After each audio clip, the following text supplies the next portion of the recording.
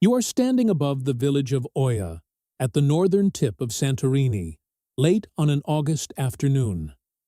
Below you, the volcanic caldera opens like a colossal wound, carved into the Aegean Sea, dropping nearly 1,000 feet to the water.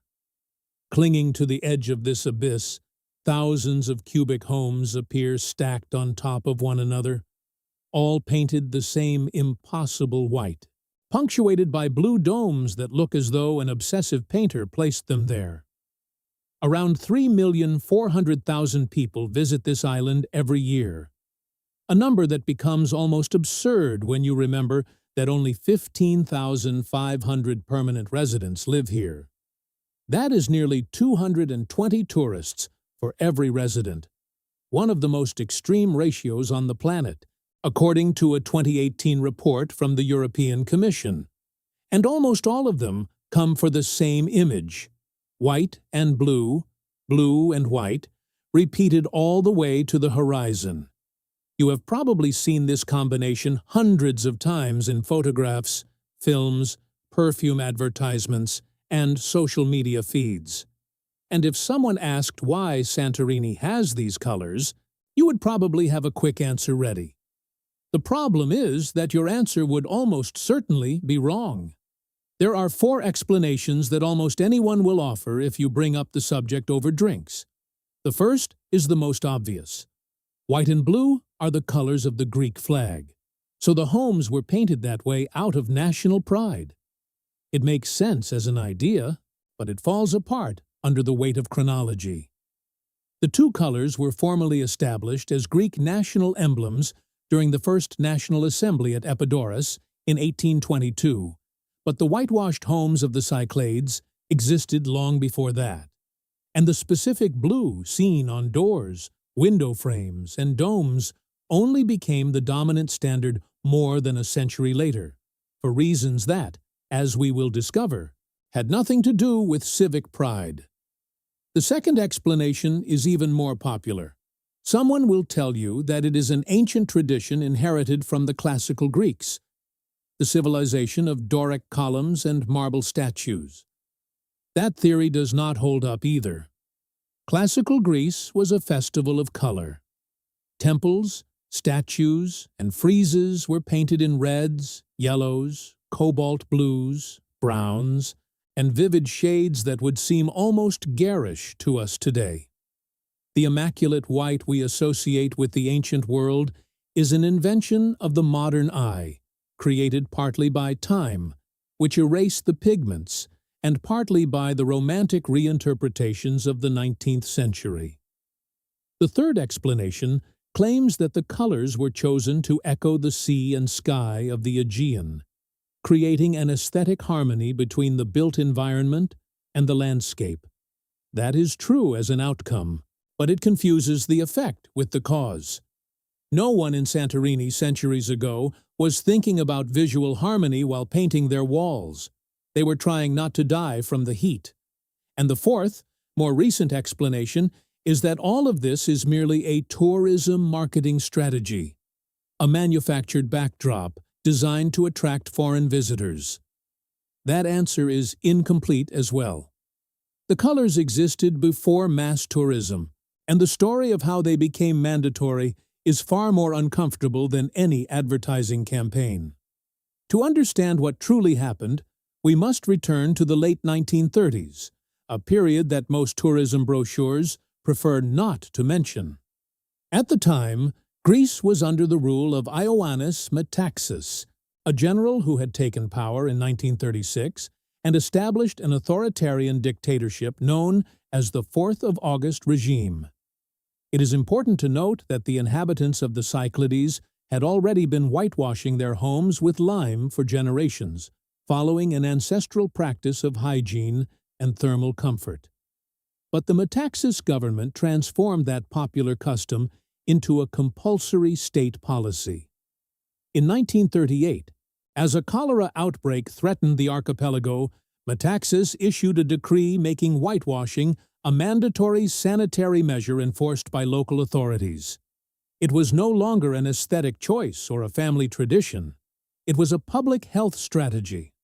On isolated islands, where a single well might supply dozens of families, turning every wall into a chemical barrier against bacteria was, in the eyes of the regime, a matter of national survival. And here we find the first clue to the true story behind Santorini's colors.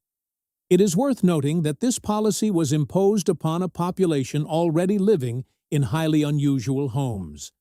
In Santorini, a considerable share of the traditional dwellings was not built at all, but excavated. These are known as hyposkafa, a Greek word that literally means something dug into the earth. Poor sailors, farmers, and workers from the island's former pumice quarries carved chambers directly into the soft slopes of the caldera, using the thermal mass of the volcanic ground to keep the rooms cool in summer and mild in winter. Many of these cave dwellings had only one visible facade, a white cube concealing an entire home buried behind it. When the sanitary decree ordered everything to be whitewashed, these minimal facades received the same coating of lime. Seen from the sea, the result was an uninterrupted ribbon of white surfaces suspended across the cliffs.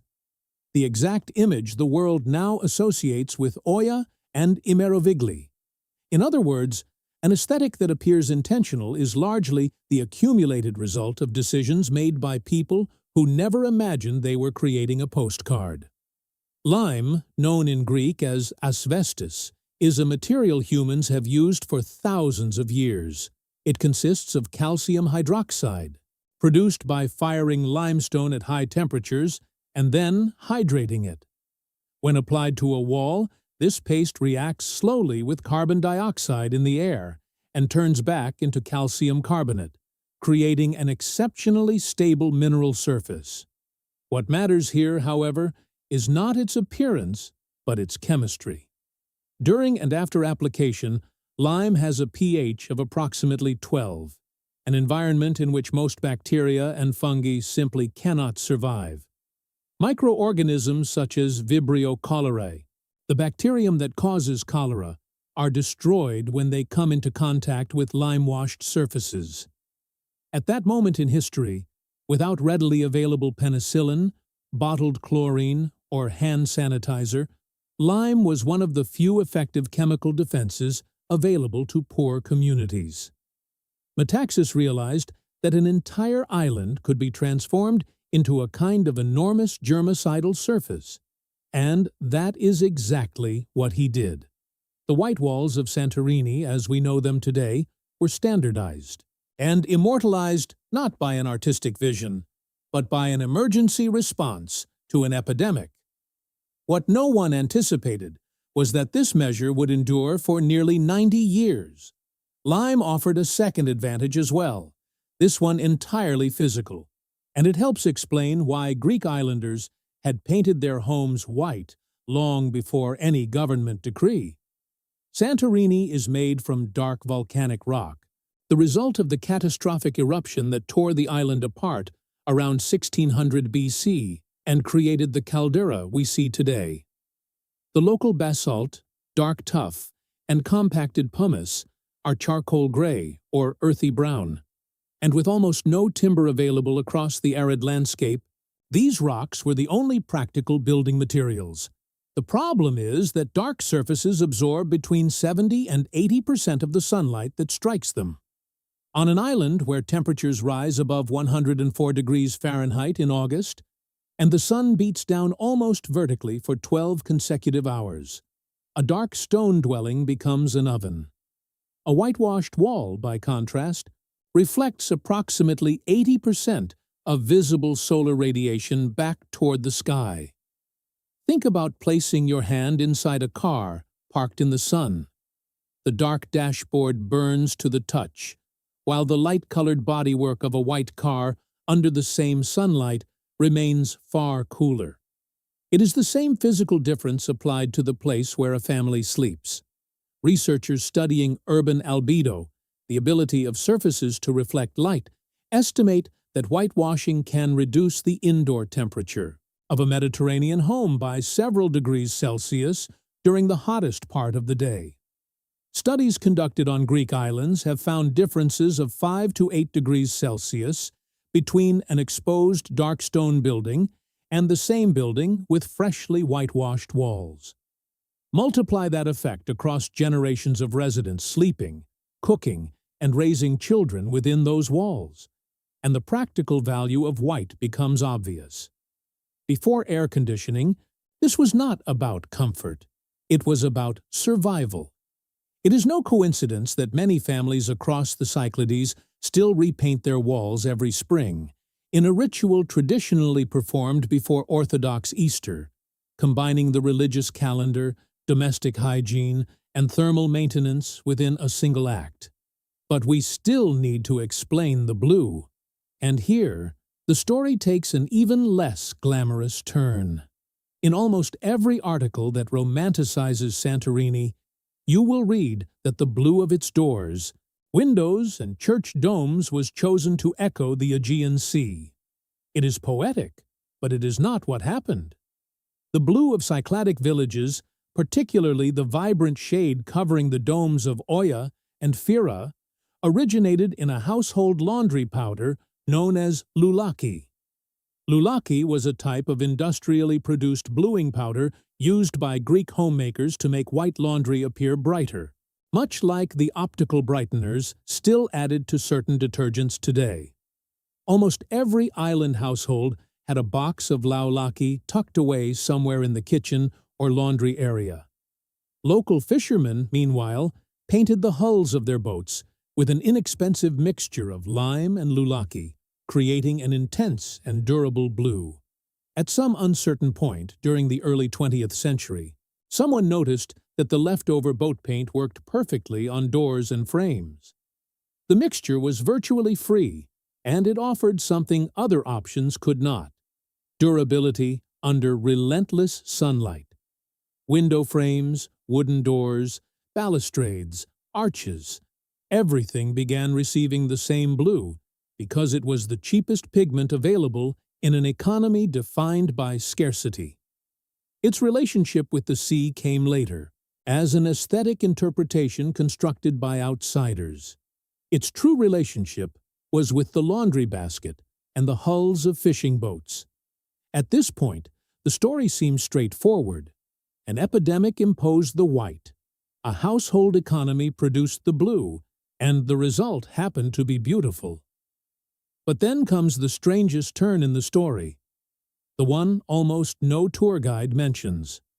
On April 21, 1967, a group of colonels led by Georgios Papadopoulos staged a military coup in Athens and established a dictatorship that became known as the regime of the colonels. 7 years of censorship, political imprisonment, torture, and intense nationalist propaganda followed. It was a regime that banned political parties, removed intellectuals from public life, censored music, and suppressed anything it considered deviant. In that context, controlling the appearance of the islands might seem insignificant. But to the colonels, aesthetics were as political as education or cinema. Among the regime's many obsessions with symbolic control, one was both seemingly trivial and deeply revealing: the visual standardization of the Greek islands. The military junta realized that white and blue, in addition to being the colors of the flag, could serve as a tool of national identity. If every home in the Cyclades were painted in exactly the same colors, the entire country could become a kind of flag stretched across the Aegean, visible to anyone arriving by ship, airplane, or photograph. A directive was introduced and later consolidated into formal law in 1974, requiring buildings across the Cycladic islands to adhere strictly to a white color scheme with blue details. Homes painted in other colors, including traditional shades of ochre, pink, and sea green, were forced to conform. What began as protection against cholera and continued as a climate-responsive survival strategy was ultimately cemented by a dictatorial decree. This layer of coercion is often forgotten when Santorini's colors are discussed, but it explains why the landscape appears so completely uniform. Before the military junta, the islands displayed far greater chromatic diversity. Even in Oya, historical records show homes painted in warm shades of ochre, pale pink, and pastel blue, particularly the mansions of sea captains and Venetian merchants, who used imported pigments to display their wealth. Many of these buildings still exist, hidden along less photographed alleyways far from the main sunset viewing routes. But the dominant pattern, the one embedded in the global imagination, is the result of an aesthetic imposition disguised as tradition. It is, in other words, a partially manufactured landscape. When you look at those immaculate rows of white cubes with blue doors, you are seeing centuries of vernacular climate wisdom, a sanitary decree from 1938, and a political decision made by a military dictatorship, all at the same time. Every one of those layers coexists within the same wall. Now we arrive in the present, and it carries a painful irony. What began as a response to disease, scarcity, and authoritarian control has become the island's most powerful economic engine. Santorini now lives from its own image. Each of its 3,400,000 annual visits is drawn by the same composition: white, blue, sunset, dome, caldera. At the height of the tourist season, as many as 17,000 cruise passengers could disembark in a single day, forcing Mayor Nikos Zorzos and the Greek government to propose a limit of 8,000 maritime visitors per day. That measure came into force under stricter regulations beginning in 2025, accompanied by a higher port fee for cruise ships. Water consumption on the island increased by 46% within only a few years, and more than 11% of its land has already been covered by development. Much of it consists of boutique hotels, cave dwellings converted into luxury suites, and former vineyards transformed into honeymoon accommodations. Production of the Assyrtiko grape, which brought Santorini's wine international recognition, has fallen by approximately 50% over the past 2 decades, according to data from the local Winemakers Association. That is because vineyards generate less income per square foot than properties rented to tourists. Curiously, the very symbol enriching the island now threatens to destroy what it represents. Greek architects and conservationists are currently engaged in a serious debate over Santorini's excessive use of white. Some argue that the island should once again permit its original chromatic diversity: the Venetian ochre, the pink of its historic mansions, and the natural gray of volcanic stone, as a way to restore authenticity and break the monotony of the postcard image. On the other side, municipal authorities and business owners resist any relaxation of the rules.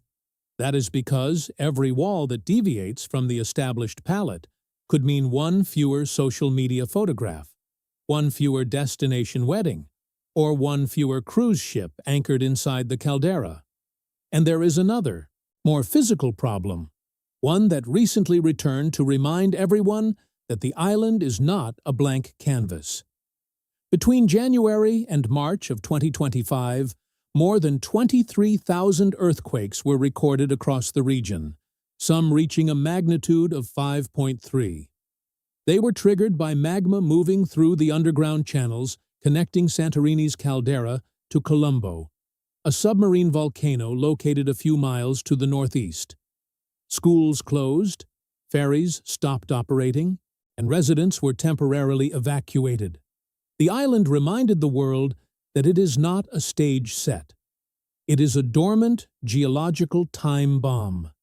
And many elements that appear purely decorative, those curved domes, rounded arches, and thick walls, actually contain structural features that help during moments like these. Domes distribute seismic vibrations more effectively than flat roofs. Mortars made from lime and local volcanic ash, still used in restoration work today, accommodate ground movement more flexibly than modern cement. Curved forms reduce pressure from the Meltemi winds, the powerful, dry Aegean winds that can exceed 43 miles per hour during summer. The practical tradition was never about beauty. It was about remaining standing. When you look at Santorini today, then, you are seeing far more than a beautiful image. You are looking at an island that solved, in an almost inverted sequence, first a problem of heat, then a problem of disease, then a problem of political identity, before becoming a problem in its own right. The white walls exist because the stones were dark. The stones were dark because a volcano erupted 3,500 years ago. The blue came from laundry powder. The mandate came from generals. And global fame came from smartphone cameras that learned to recognize the specific contrast between whitewashed cubes and the deep blue sea, and decided, without consulting anyone, that this was the image the world should consume without end. Perhaps that is the most fascinating thing about any vernacular architecture. It is never merely what it appears to be. Every wall contains an epidemic, a shortage, a decree, a tourist, an earthquake. The beauty that remains is almost always the accidental byproduct of an attempt to survive. If you want to continue discovering how the world's most famous buildings conceal stories like these, subscribe to the channel and follow the upcoming videos. Because Santorini is only one of many places where what became a landscape began as a necessity, and what became a symbol began as a remedy.